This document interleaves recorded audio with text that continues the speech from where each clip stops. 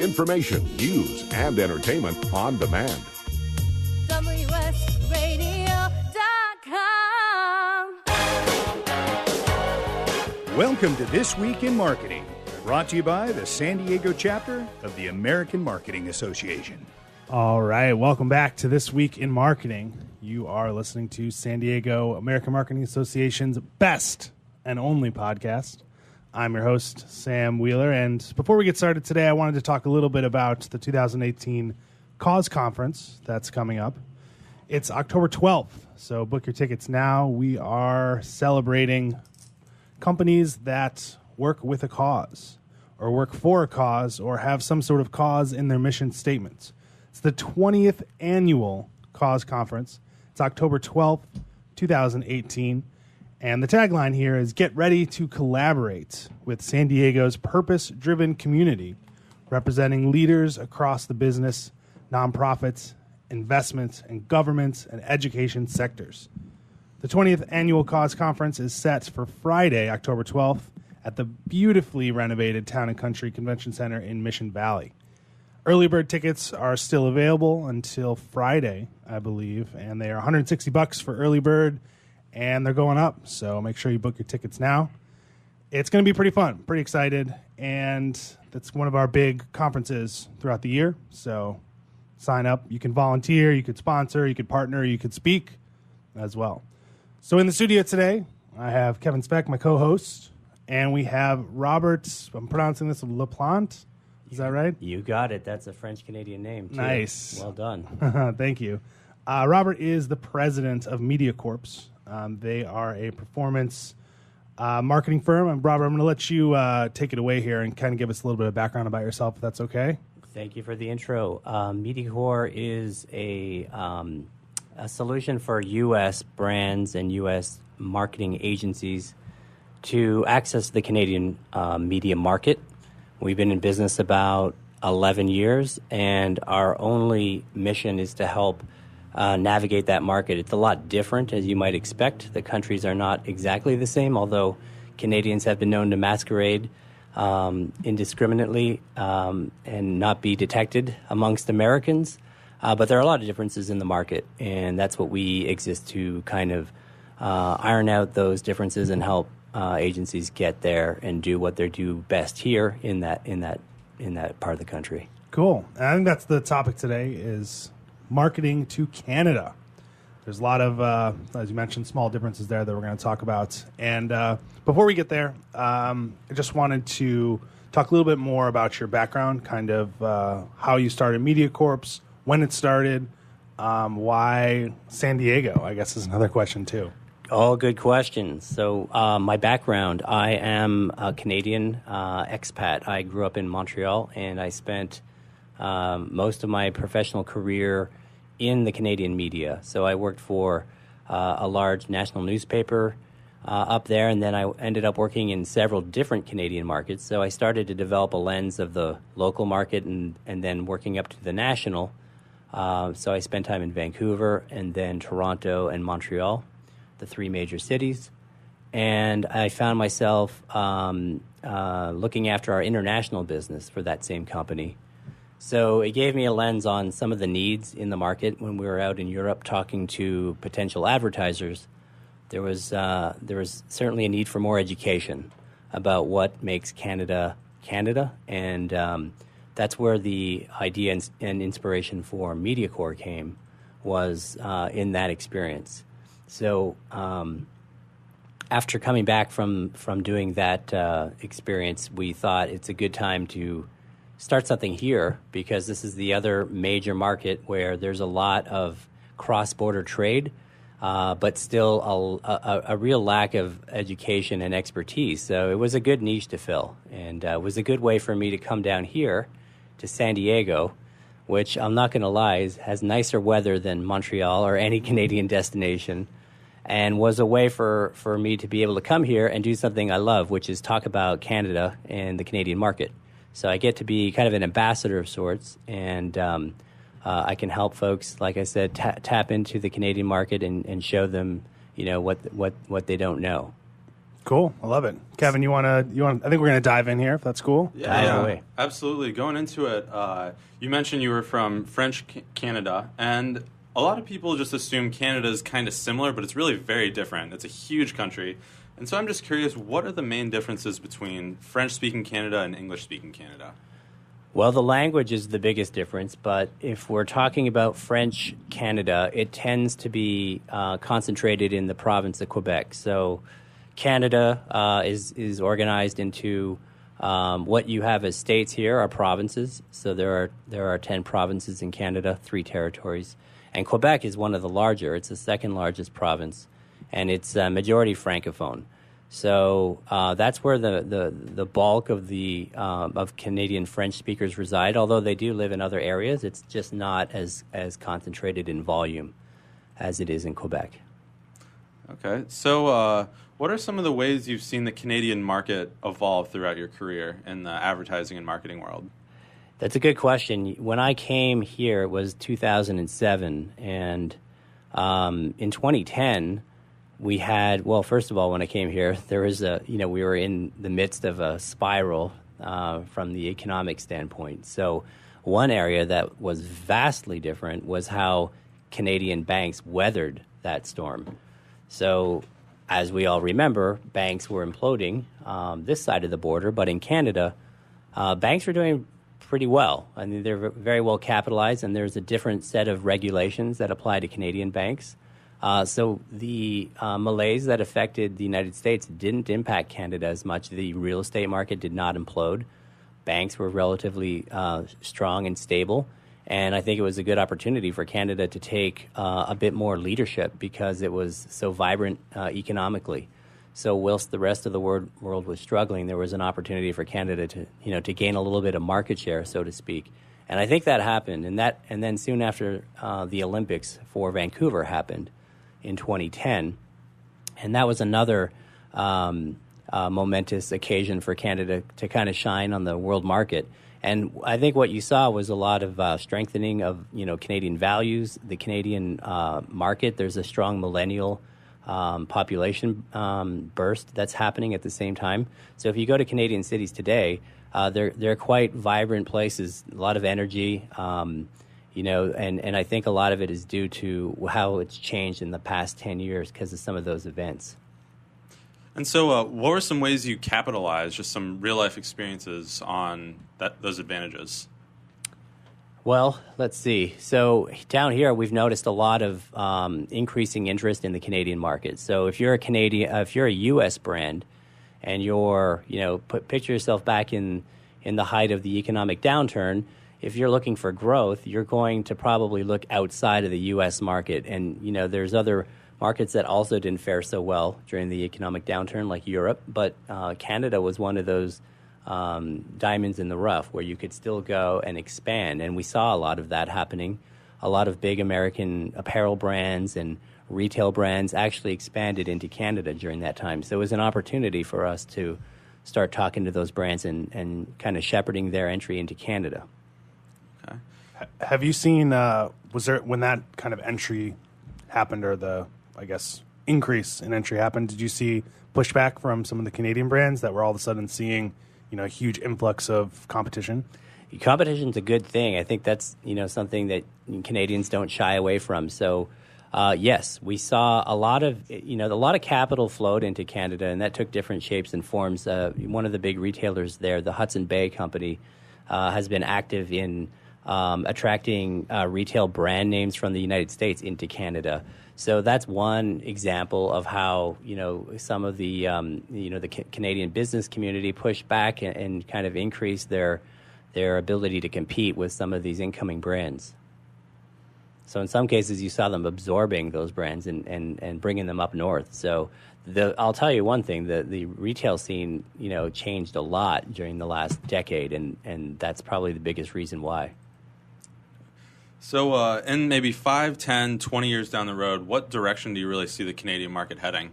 It's done so much in the past decade. Where do you see it in the next decade?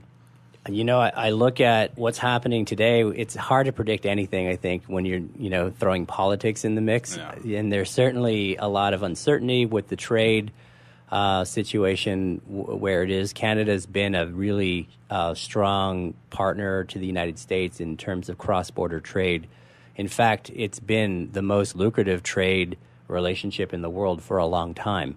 So we, as Canadians, and myself now as an American, I think we rely on that. There's a lot of nuance to that. There's a lot of impact that I think we don't see on a daily basis, because the amount of trade is really substantial, and it's probably for a lot of items that most people don't realize are coming or going there. So Canada serves as a really good market for a lot of American-made goods, and also Canada supplies the U.S. market for a lot of things that we need to produce, consumer goods and other things we need to grow this economy. So I think, to answer your question, I don't know. I hope that, there will be expanding trade relations between our countries. I think it's one of the stories of two nations you can tell in the whole world. That is a fantastic one. It's the longest unprotected border, and lots of good things happen between our countries. So my hope is it continues that way. We'll see. I wish I could pull out the crystal ball here, Kevin. I just can't. Same here, definitely. So that sounds good for this first segment. We're going to hop back into segment 2 and segment 3 coming up shortly. Want to thank everybody for listening and remind everybody again about the Cause Conference on October 12th, 2018 at the Town and Country Convention Center. It's going to be a lot of fun, and we are going to send off here. You're listening to This Week in Marketing from the American Marketing Association in San Diego on WSRadio.com.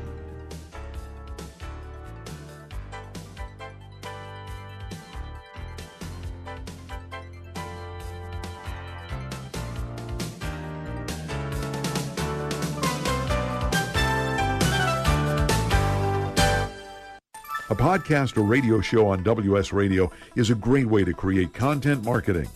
Turn prospects into customers into raving fans. Contact Wade at WSRadio.com or call 866-WS-RADIO. Hi, this is Rob Barnett, CEO and founder of VinVillage.com and the Wine and Dine Show on VinVillage Radio. Do you have a wine, event, product, or service to promote? Then contact VinVillage.com to reach thousands of wine lovers across the country. VinVillage connects like-minded wine enthusiasts with unique and exclusive wines, events, products, and services. To learn more, contact us on VinVillage.com. VinVillage is where wine lovers connect.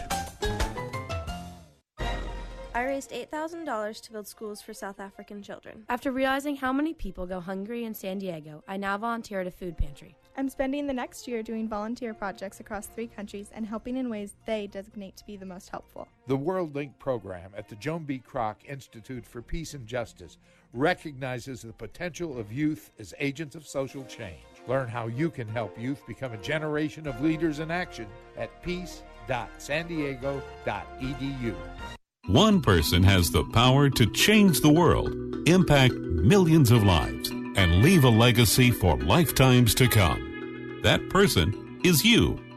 In the New York Times bestseller, What is Your What?, Steve Olsher, award-winning author and founder of the Reinvention Workshop, reveals his proven process that has helped thousands of men and women discover, share, and monetize the one thing they were born to do.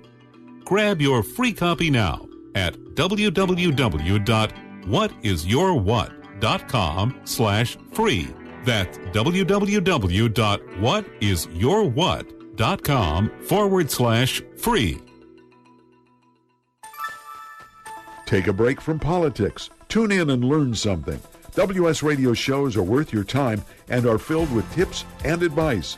Add us to your lunch routine and we'll give you a meal for your mind. You take your smartphone almost everywhere you go. Now WSRadio.com can be there too. Search WS Radio in the Play Store for your Android devices or iTunes for Apple and download the WS Radio application. WSRadio.com on your phone and in your ear everywhere you go. Download the WS Radio application. Do it now. It's very easy. WSRadio.com.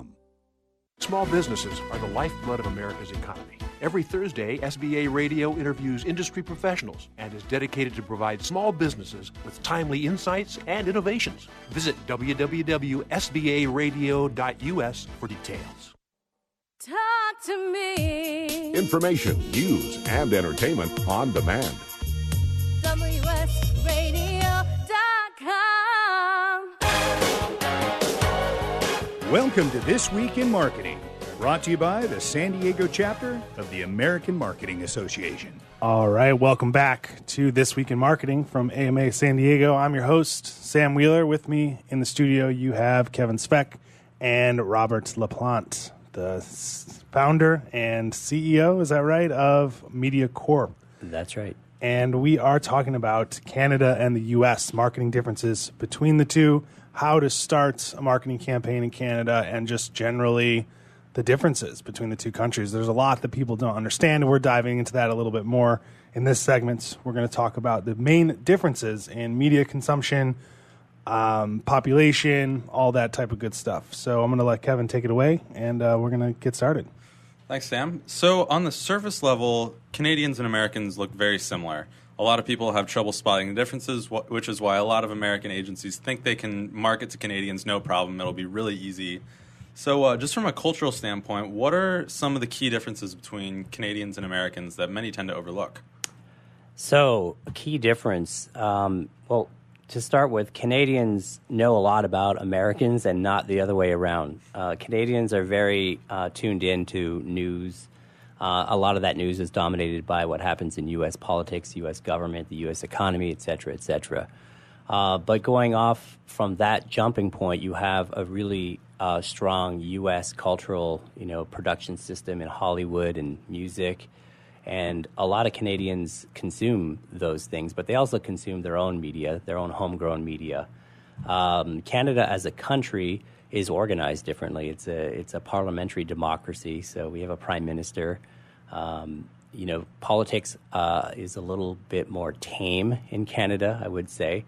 So the day-to-day life in Canada, I wouldn't say it's exactly different, because you could go to Toronto and not immediately notice things. We don't drive on the different side of the street.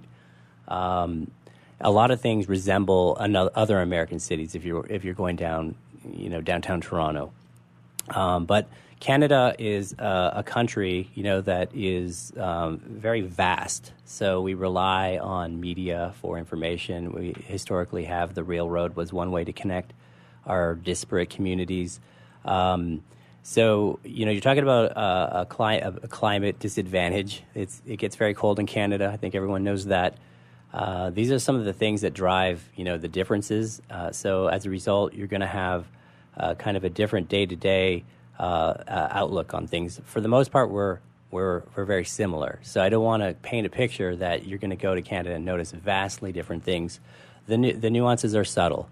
So the way Canadians value, let's say, the role of government, is a lot different than how Americans do, where Americans, for the most part, favor a smaller government. Canada has a larger, more socialistic government. So things like Medicare are paid for. Those are not things that really worry Canadians on a day-to-day basis, healthcare and issues like that. Those are issues that make the news, but for other reasons, because that's pretty much a guarantee as a Canadian. You get access to free healthcare. And it's sort of similar with education. There's a lot of public institutions that you would turn to, to go to college. It just doesn't cost the same amount in Canada as it would down here. Now the offshoot to that is you're going to pay more taxes. Right, and that's where I think you'll see another difference is, so Canadians invite more government into their day-to-day life, but they pay for it. So those things are, kind of trade-offs that you wouldn't see as being acceptable in the current U.S. climate. Do you see, this is just a side question here, do you see that kind of higher taxes eating into discretionary income for some of the, more frivolous purchases that consumers make? We don't see that. Canadians have a lot of discretionary income. So it's an interesting argument, that higher taxes might dissuade consumer purchasing power. But, You know, in the previous segment, we talked a lot about U.S. retailers going north during the economic downturn, and they're all still there. So there's something good happening, and there's also a very vibrant millennial population that happens to spend, very well because they make decisions to spend more on discretionary items than things that we might have in our generation, such as buying a home or whatever the case may be. So the case today is quite the opposite. It's a pretty vibrant spending economy, and people are out there, not being dissuaded by higher taxes. So given these differences, do any of these differences really influence just the way Canadians consume media compared to Americans? There is a difference. There is a difference in the types of media channels Canadians spend time in, but I'll preface it with they're all the same channels again, right? We have all the same types of traditional media channels, and then all of the more global social internet-based media channels are just as available to Canadians as they would be. Some areas, though, where it's different is, I would say, in digital television. There's Netflix had the first mover advantage here in the U.S. of cataloging a lot of content that was attractive and remains attractive for Americans to be consuming. And that hasn't happened at the same pace in Canada. The whole phenomena of cord cutting hasn't happened at the same pace in Canada. It's catching up, though. There's one thing you could rely on throughout my career, at least, and that is the trend factor. It's usually an 18 to 24-month lag from some things catching up in Canada, and some of that's regulatory-based, and some of it's just based on the size of the market. You're talking about 35 million people compared to about 350 million. So there's going to be a lag in terms of innovations catching up. I will say, though, some of that is starting to change because of what I described earlier. There's a lot of energy and innovation, and Canadians have taken the challenge in terms of being innovators, and there's a lot of good stories, not just in media, but on the tech front coming out of Canada. We have an area in the Kitchener-Waterloo area that is referred to as Silicon Valley North. So a lot of those innovations do touch on media, and there's a lot of cool apps and access tools that are coming out of Canada just the same. So the typical delay or lag, I would say, is about 18 to 24 months, but things are changing. So has that lag time really given you, just like being in the United States, does that give you a huge head start on how to market into Canada? I think so. Here's the challenge. You have some advertisers here who will be very married to a type of execution, and a good example of that might be digital TV. So if you're relying on really enriched data that you can get freely or easily, and you want to really target on a micro level, that's going to be harder to do in Canada right now. It's already improving, but that's one of the factors. I mean, there are other things also that don't work as well. You have types of radio executions that just haven't caught on as much, in terms of endorsement style radio opportunities that aren't as popular in Canada as they are here. So these are the types of nuances that you would encounter. They're subtle, but you want to be aware of them because you can't rely on them in the same way. It's just not going to be executed in the exact same way you might be used to it down here. Okay, so diving into actually marketing, at least I can say as an American consumer, there's just a ton of psychological triggers I notice in marketing, and it just gets me every time. There's like social proofing, like looking at online reviews, sense of urgency. Are there any of these time-tested psychological triggers that work differently on Canadians than Americans? Roll up the rim to win comes to mind. If you ever heard of that campaign, it's a big one in Canada. Tim Hortons is a large national coffee and donut chain, kind of like Dunkin' Donuts, but I'll probably get massacred for saying that.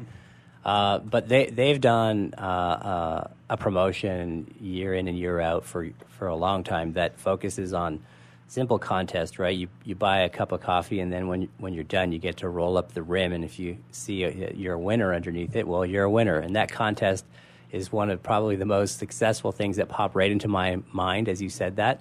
But largely, Canadians are driven by a lot of the same things Americans are. So I might add that they might be a little bit more skeptical. So I've definitely seen instances where, expectations around a certain messaging tactic might be a little higher than it ends up being in Canada.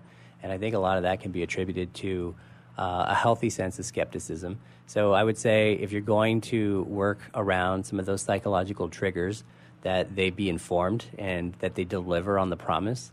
And that's probably not unlike, any advice you would receive here. But I would add that, that dose of skepticism is something that I would be on the lookout for when you're considering your messaging for that market. Okay. So in terms of digital media, over the past 10 years, digital media has just exploded across the world. And I want to know, are there any key differences you've noticed in how it's progressed in the United States versus Canada? So for a good time, Canadians led the world in video consumption. I think that's caught up now, but that's a good example of maybe not being able to access certain content historically. So one of the regulatory aspects of being in Canada is sometimes certain items aren't available, but you can understand that they exist through other sources. So accessing them historically before the internet was a challenge. This would be like movies or television programs. The Fox News channel was not available in Canada for the longest time. A lot of that, has self-corrected over time, but definitely there's still that that happening. So I want to touch a little bit more on video content. We can do that in the next segment. Yeah, we'll get that going. Video content, love it. Thanks for listening to segment 2. You are listening to This Week in Marketing from the American Marketing Association San Diego chapter on WSRadio.com. We'll be back soon.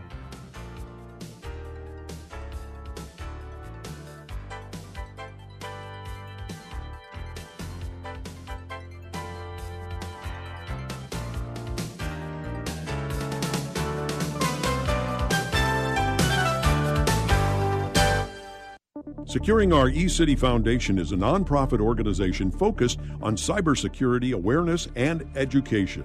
Formed in 2011, their mission is to enable every San Diegan to live, work, and play safely in the cyber world. For more information, visit securingourecity.org or call 619-630-2444. securingourecity.org, 619-630-2444. securingourecity.org.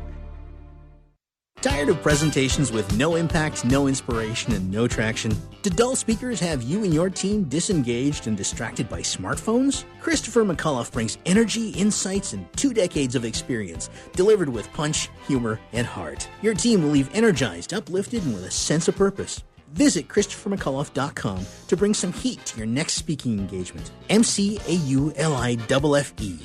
ChristopherMcAuliffe.com. Take a break from politics. Tune in and learn something. WS Radio shows are worth your time and are filled with tips and advice. Add us to your lunch routine, and we'll give you a meal for your mind. Kinja Dixon was crowned the #1 sales executive through hard work, deep thinking, and the revelation of Universal Talk Laws. He now wants to share these lessons with you. Universal Talk Laws are what you need to know and use in business and at home to have successful and effective conversations. Kinja Dixon shares his wisdom, action plans, and wealth. Each book comes with a chance to win $10,000. Find Universal Talk Laws at KinjaDixon.com. Do you want to be a professional coach? Are you in business trying to make a real difference with people you manage or work with? Have you started a coaching practice that isn't quite getting off the ground? Get the skills you need to be a successful coach today with the Coaches Training Program from Accomplishment Coaching. The Coaches Training Program will show you how to help others focus and be more fulfilled. Whether you want to improve your company's bottom line or create a thriving coaching practice, Accomplishment Coaching can give you the distinctions and practices you need to coach others effectively today. Accomplishment Coaching has spent 6 years developing a cutting-edge coaches training program that will have you ready to coach people professionally in just 12 months, and you don't have to take time off work to do it. To find out more about the Coaches Training Program, just call 1-888-548-6813. That's 1-888-548-6813. 548-6813. Small businesses are the lifeblood of America's economy. Every Thursday, SBA Radio interviews industry professionals and is dedicated to provide small businesses with timely insights and innovations. Visit www.sbaradio.us for details. Talk to me. Information, news, and entertainment on demand. WSRadio.com.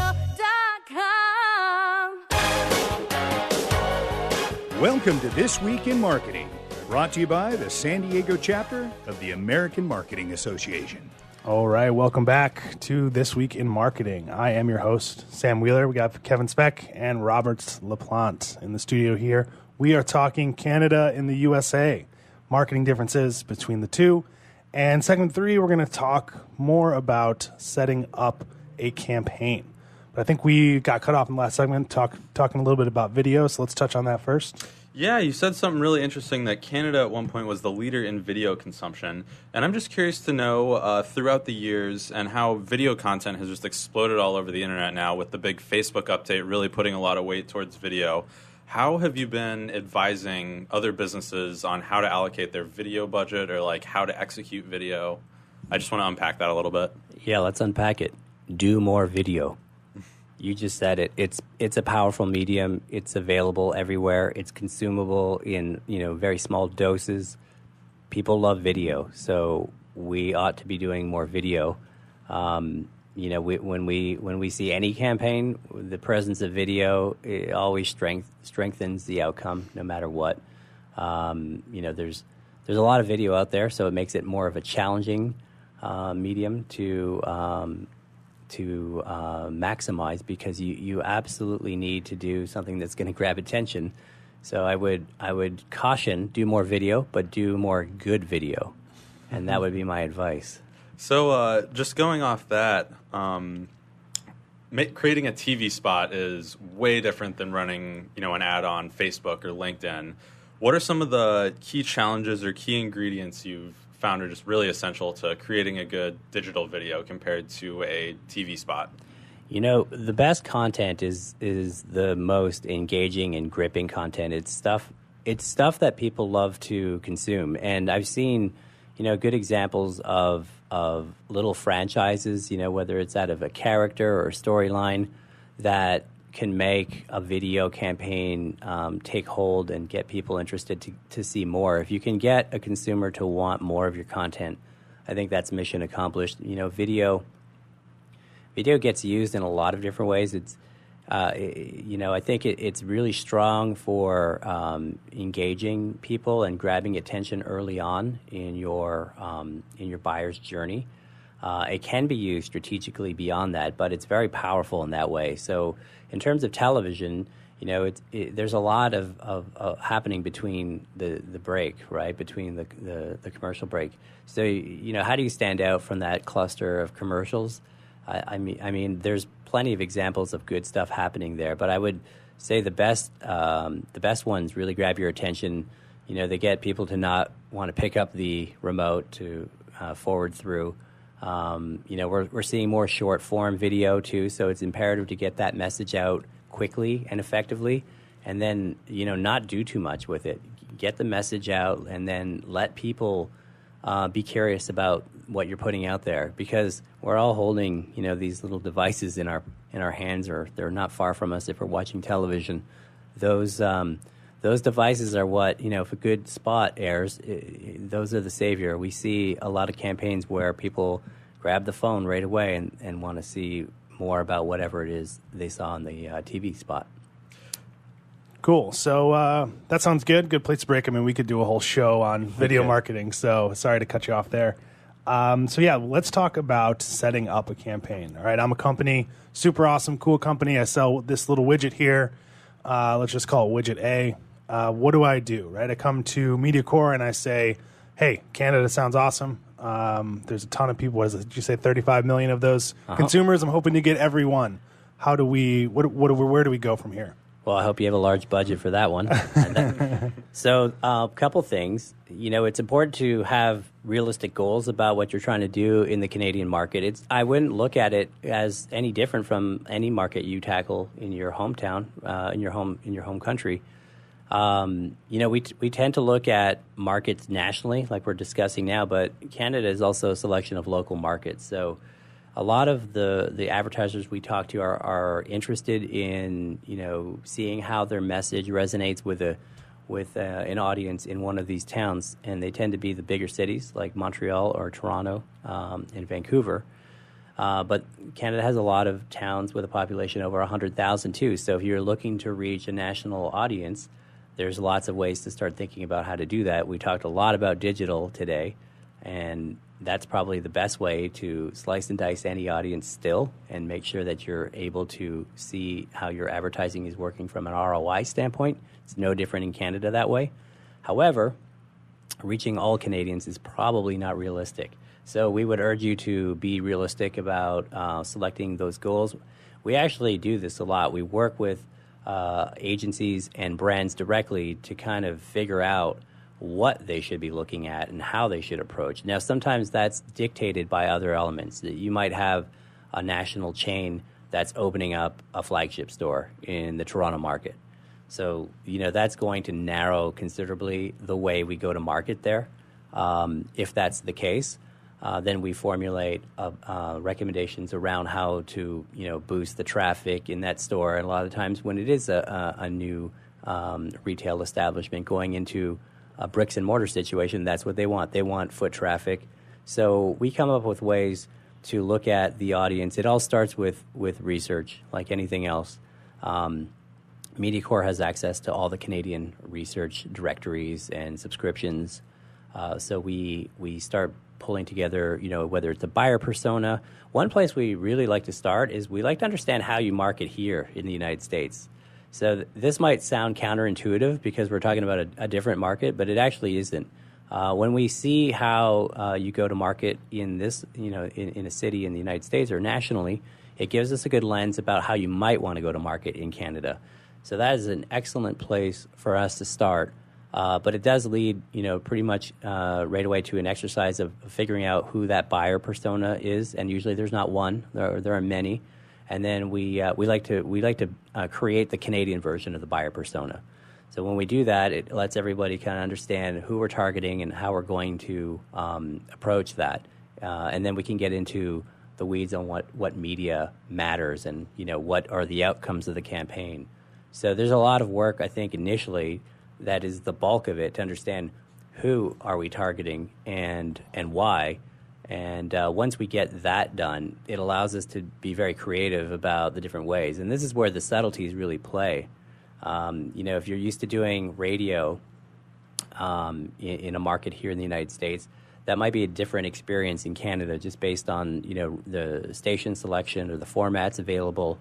That buyer persona in Canada might be listening or looking at a totally different media channel. They might be an online radio listener. They might listen to podcasts mostly. I mean, these are things that we would consider.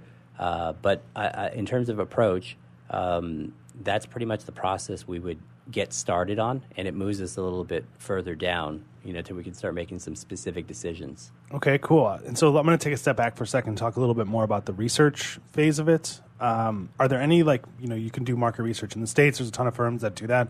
Are there any, I guess, I don't want to say differences, but are there any ways that MediaCorp or any type of market research is done in Canada that's different than, conducting a campaign in the U.S.? So depending on the type of research, we have a lot of the same firms in Canada that you would have down here, so we can access that. Research tends to be very expensive, and at the media level, some of it, I've never got to the point where we have all the research we would love to have. So a lot of times we're missing, or we hoped we would have something, so we need to piece out the story using other forms of research. So in Canada, there's a lot of survey data that becomes available. We have a couple of large survey firms that go out and ask questions on different types of categories that can give us a different level of research to kind of put the story together.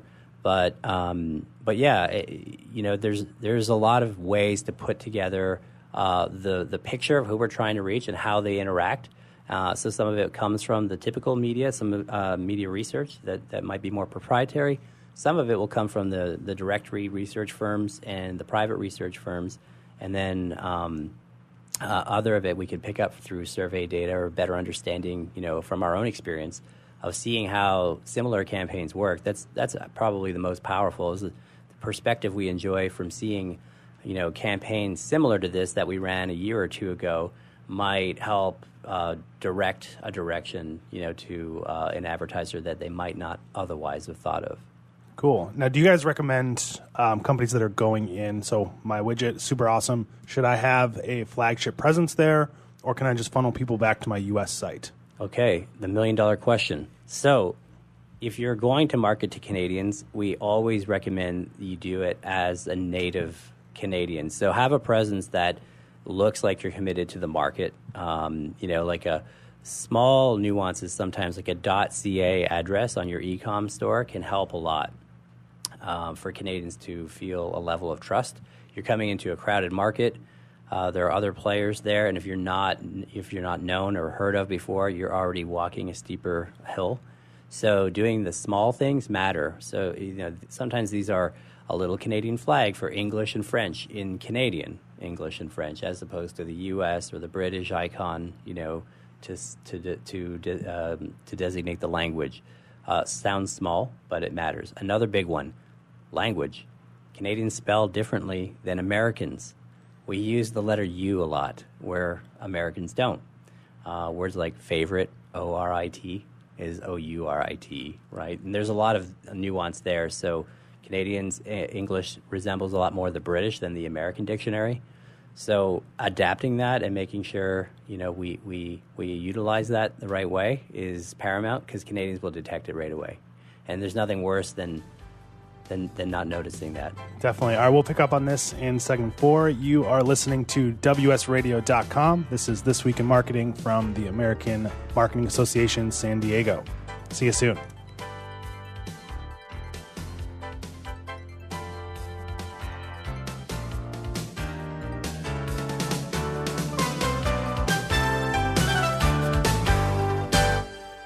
You take your smartphone almost everywhere you go. Now WSRadio.com can be there too. Search WS Radio in the Play Store for your Android devices or iTunes for Apple, and download the WS Radio application. WSRadio.com, on your phone and in your ear everywhere you go. Download the WS Radio application. Do it now. It's very easy. WSRadio.com. On the internet, your business's reputation can be unjustly destroyed in an instant. Don't wait for that to happen. Building and marketing your 5-star reputation can increase your business by as much as 19%. Take control of your reputation and have the 5-star reputation you deserve with Reputation Marketing Solutions by DSI Development. Become the go-to company by visiting 5starrepmarketing.com. The number 5starrepmarketing.com. Nowadays, internet devices are an integral part of your home. Everyone in your family has a smartphone, tablet, or a computer. Life is easier knowing that all your devices are secured and your family can surf the internet carefree. ESET Multi-Device Security Pack does just that. One license for all your devices. With ESET, it's simple to stay protected and save money. Enjoy safer technology with ESET Multi-Device Security Pack at ESET.com. That's ESET.com. You may have heard me brag about Progressive Medical Center and just how much they've helped me with my health. And Dr. Goli, one thing that you have helped so many people with is migraines. Unfortunately, there are millions and millions of Americans who are suffering with migraines and headaches, and they're debilitating because it affects the quality of their life, and they cannot function properly. At Progressive, we get to the root cause because we understand that migraines could be caused by nutritional deficiencies, hormonal imbalances, believe it or not, delayed food sensitivities. And once we determine what the real reason is, we put a plan of action together together with medication that we get them off slowly, and we put them on an all-natural approach, and the results are amazing. Incredible. I mean, there's so many people that can say they don't live their lives with migraines anymore thanks to Progressive Medical Center. And that's what's exciting and rewarding to us as physicians, because we help our patients take control of their health, and that's why they're living well. Why don't you get a hold of Progressive Medical Center today? Don't live in pain. Don't have migraines anymore. Just go to their website, progressivemedicalcenter.com. This is your life. Live it well. Did you know the majority of radio listeners are between the ages of 35 and 54, have a household income of more than $100,000, are classified as executives or professionals, and share the show they listen to? Become part of the Peggy Smedley Show to reach listeners looking for information on connected devices through cost-effective radio commercials or segment sponsorships. Contact us at 630-933-0844 for more information, or visit PeggySmedleyShow.com. Talk to me. Information, news, and entertainment on demand. WSRadio.com. Welcome to This Week in Marketing, brought to you by the San Diego chapter of the American Marketing Association. All right, welcome back to This Week in Marketing from the San Diego AMA. We have Kevin Speck, and I'm their host, Sam Wheeler, and we have Robert LaPlante. And we have a short segment in segment 4, but we got some really good stuff that we're talking about, so we're going to dive right back in it. I sell widget A, and I'm deciding whether or not to set up shop in Canada or funnel users back to my U.S. site and store. So we're talking a little bit about that, so Robert, feel free to start there. And I also wanted to bring up a short question about do I, even if I set up a CA domain or add CA to my main TLD, do I need to actually have a store or an office there to do that? I believe the answer to that is yes. You have to have some presence in the Canadian market to obtain the .ca. So there's definitely some legal wrangling you want to investigate before taking any of my advice. Not legal.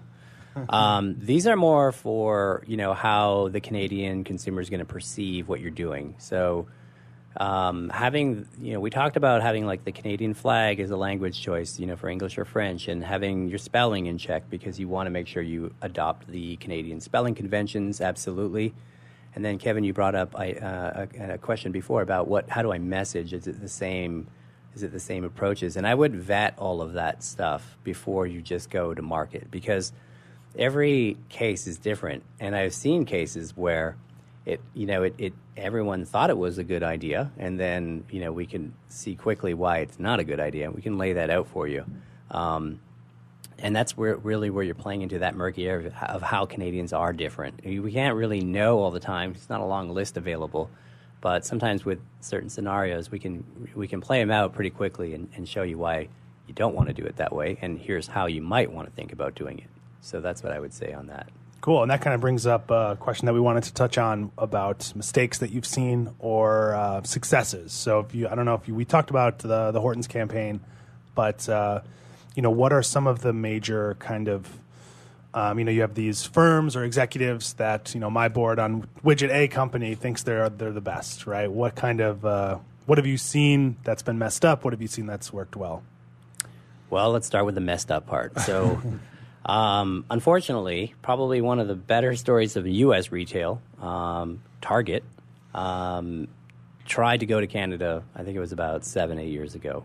Don't quote me on that, but it was a fair while ago. And this was part of that downturn of the economy story I was telling earlier. It attracted a lot of retailers to, go look at this fertile ground in Canada to grow. So Target decided to do that, and they, started a Canadian division of their retail chain and made a lot of investments in terms of acquiring real estate. And as we all know, Target stores are not small.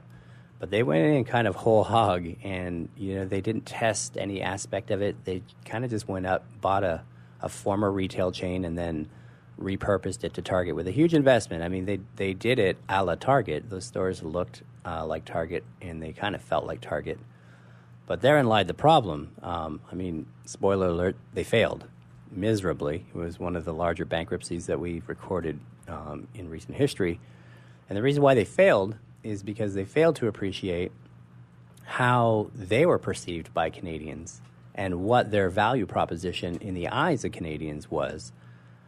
So let's just back up a little bit. Canadians, I said earlier, they know a lot about America. And why is that? I talked about the news and so forth, but there's another big reason. We come here in droves to vacation, right? It's a short drive. Canadian population is nestled up within 100 miles of the U.S. border. I mean, I think it's 80% of it is within 100 miles. So that's telling. So we know a lot about Americans and your retail chains and the different cultural offerings. Target is, Target's a big deal. So Canadians, you probably heard about cross-border shopping, here and there. Canadians shop a lot in Target, so they understand the experience. And what didn't happen is the Canadian version of Target wasn't Target.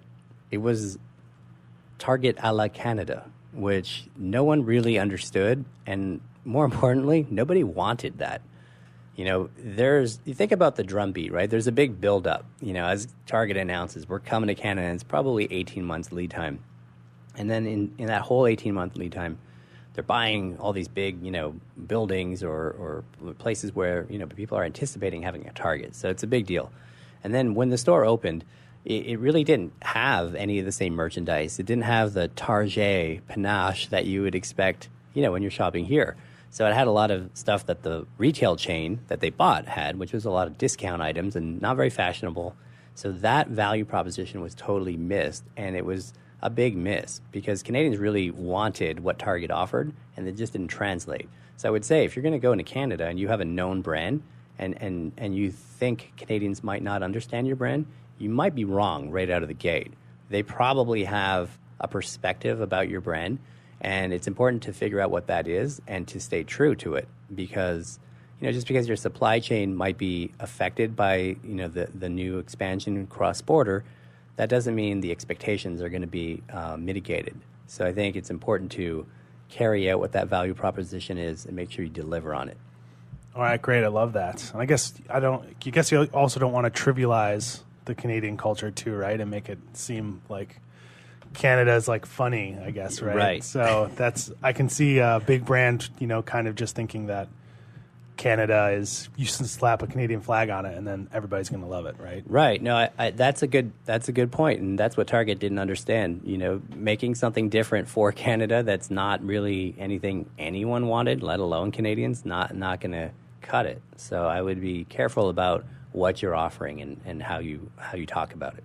Okay, cool. Have you seen any, off the top of your head, can you think of any successful launches as well? Sure. There's lots. I mean, you go into Canada, and one of the things that will make it hard for you to determine that you are in Canada is the presence of large U.S.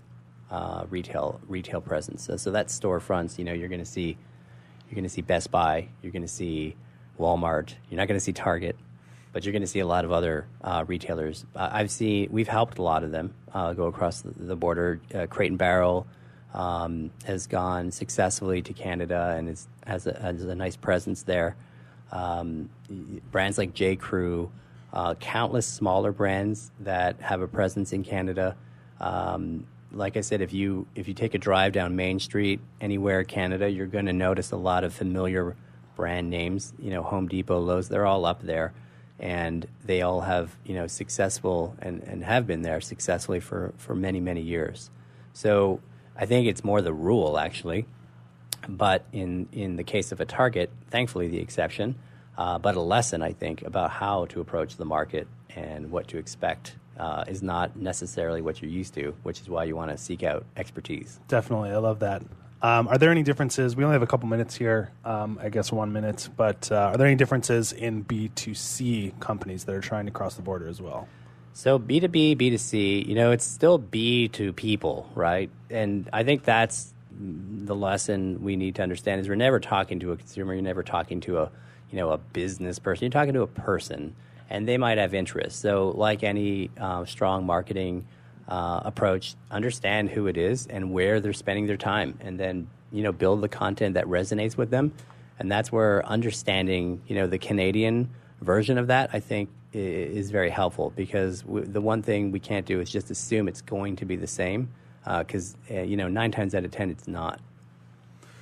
Great. I think that might wrap it up. I don't know, Kevin, it seems like you're about to ask a question there. Yeah. I just want to get a quick opinion. Based on all this knowledge, how have you really positioned MediaCorp as just a total expert in the Canadian marketing and advertising firm? Well, it's been 11 years, so we've learned, but we've served a lot of agencies and brands in that time. And, in the process, we've been able to, get out of our comfort zone and figure out some big challenges. I wish Target came to us when they were expanding, because I'm pretty sure we could have done something that wrote the story differently. All right, Robert. Well, thanks so much, Robert LaPlante, the president of MediaCorp. I'm sold. So you have my business for sure. All right. Come see us. Thanks so much. You're listening to WSRadio.com. This is This Week in Marketing by the American Marketing Association, San Diego. See you next time.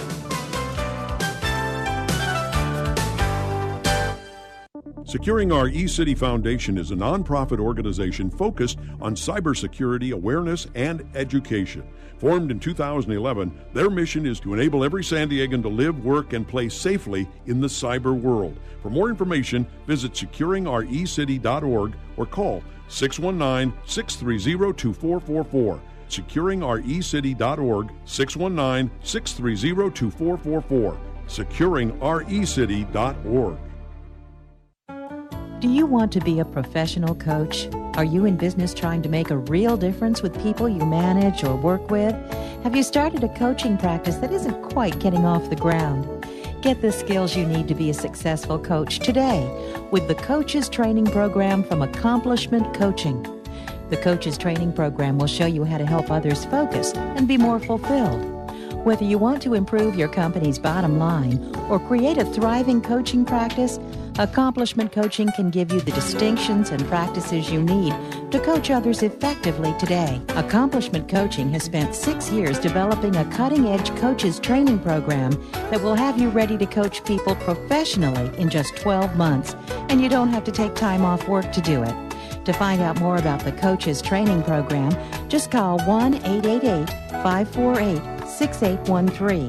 That's 1-888-548-6813. Tired of presentations with no impact, no inspiration, and no traction? Do dull speakers have you and your team disengaged and distracted by smartphones? Christopher McAuliffe brings energy, insights, and 2 decades of experience, delivered with punch, humor, and heart. Your team will leave energized, uplifted, and with a sense of purpose. Visit ChristopherMcAuliffe.com to bring some heat to your next speaking engagement. McAuliffe. ChristopherMcAuliffe.com. Looking to be a successful entrepreneur? The virtual assistant industry continues to be a top choice for those looking to start their own business. The problem can be how to become a virtual assistant. Many turn to the Bible of the VA industry, the book Virtual Assistant, the series, and it's the perfect guide for office managers, executive assistants, and other administrative professionals looking to make the transition from employee to successful business owner. Go to vatheseries.com to get your copy today. Hi, Scale listener. This is David Finkel, co-host with Jeff Hoffman of Scale Your Business. I wanted to let you know that our newest book, Scale, was just released, and to encourage you to get your copy. The book will give you 7 proven principles to grow your business and get your life back. Scale will help you work less by getting your business to produce more. Get your copy online or at your local bookseller. For more information, visit us online at scaleyourbusinesstoolkit.com.